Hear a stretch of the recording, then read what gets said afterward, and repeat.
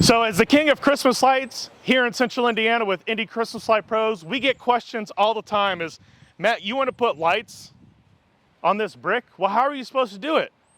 You can't clip a bulb onto here or whatnot. So what we do, pro tip here, is we use hot glue. So we would take the bulb, we would put it here, obviously on the socket, and we would hot glue it. That's what a lot of people will do. And that will be able to stick through pretty much all of this area. But if you get kind of close to these, you'll see that there is a lot of undulation in this brick because this is all natural stone. And so a lot of times the hot glue just isn't enough.